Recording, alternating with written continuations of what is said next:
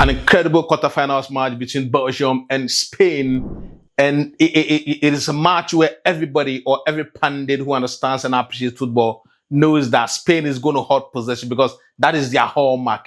Since 2010, it's been difficult to find a team that is going to go off, that is going to go up against Spain and then take possession from there. And on the day, it was an incredible football from Spain, even though Belgium did put up, an incredible fight to the extent that it took an 88-minute goal for Spain to be able to carry the day. But it tactically, everybody knows that Belgium are great, because if you look at what they were able to do in the round of 16 against the United States with all the hula baloo, with their striker, having his red card rescinded because their president did make a call to Gianni Infantino, and all the noise with that. And even with that, they were able to dismantle the United States by 4-1. They carried that momentum, they carried that confidence into the match against Spain. But, at the end, the most important thing is that they did their best, but their best wasn't enough because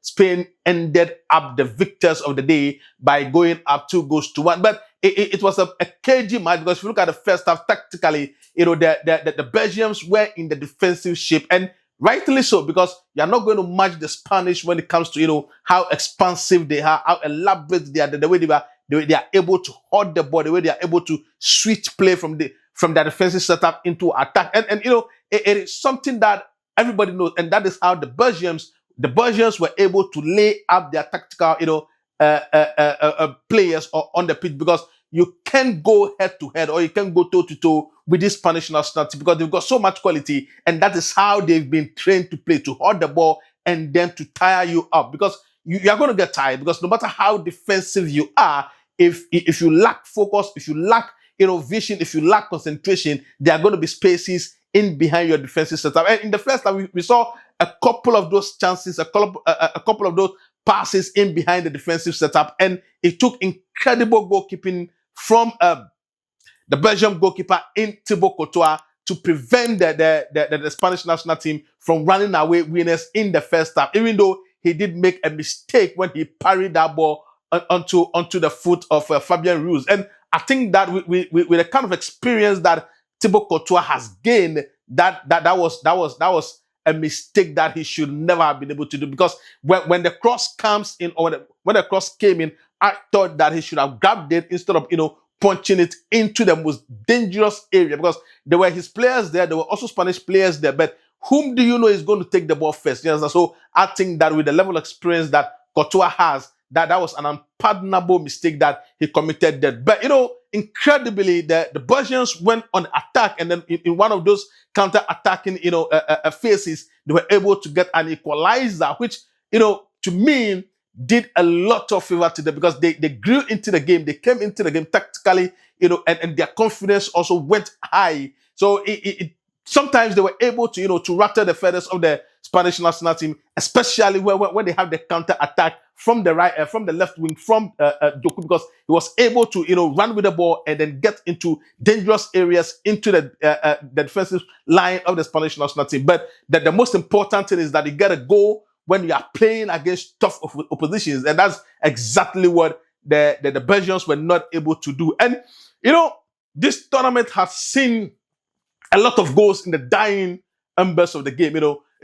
From the group stages to the round of 32 to the round of 16th to the quarters, we've seen a lot of goals in the dying embers from the 85th, 86th into the 90th minute, and even additional time of the game. So it just begs the question: are teams losing concentration? Are teams losing focus when it gets to probably the end of the game? Or what might really be the problem? Because we have accused the African teams of losing concentration and focus, especially when they are leading, and then it gets into the dying embers of the game. But some of the European teams have also lost focus in those same key stages. So I don't think that is a question of whether it's an African mentality or not, because we can't accuse the Belgians of lacking a confidence or lacking concentration in those key areas, and that's exactly what we saw. But I mean, it's a beautiful football match, because the World Cup is the biggest stage when it comes to football, and so far we have been served some fantastic football from yesterday's, matchup between France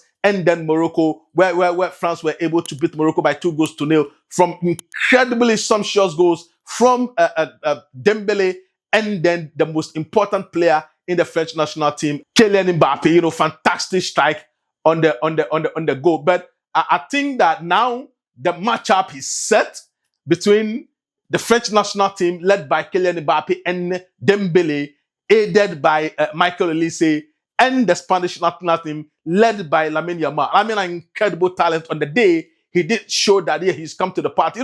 This tournament hasn't really gone well for Lamine Yamal, because the expectations that people did have for him prior to the start of the tournament was that he was going to be the key player. He was going to be the key cognitive factor in the Spanish national team that is going to make it possible for the Spanish national team to go far and then probably win the tournament. Even though they've gone far, it is not dependent on the input of Lamine Yamal, because he's been peripheral to what we know that he could do. Even though today he showed glimpses of his dribbling ability and his decision making, because if you look at the first goal that the Spanish were able to create, it was the ingenuity of his pass in behind Doku that led to the goal directly. So yes, he did make an impact, but the level of impact that we all felt that was going to make in this tournament, he hasn't really lived up to that expectation, But it's still a matchup. It's still going to be between Lamine Yamal and Kylian Mbappé. And don't forget, this is going to be an incredible match, because Kylian Mbappé and the French national team are having a fantastic tournament. They have some incredible performances, and so far I can say that they've been the best team in this tournament.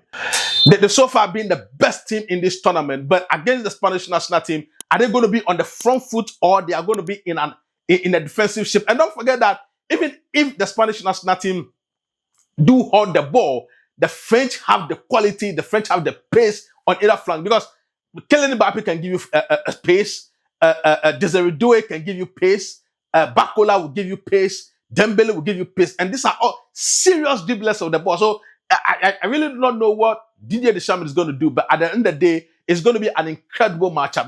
Very, very, very, very interesting match. But what we also have to understand is that the Spanish national team hasn't really progressed to the semis of the World Cup since 2010 when they won it in South Africa. So this, I can say, that has been a great improvement on the performances that they've had after the 2010 World Cup that they won in South Africa. And also the French national team, coming into this tournament had gone to the finals in 2022 and had won it proud in 2018. So should they go to the finals again, it means that 3 consecutive matches they've been to the finals, which is an incredible feat, which has never been, which has never happened in the history of the World Cup, that a team goes to the finals 3 consecutive times. It has never happened. So it is a feat that the French national team will seek to achieve, and it's also a feat that the Spanish national team will seek to prevent from happening. What do you think? What do you suggest? Do you think that the Spanish national team are going to have one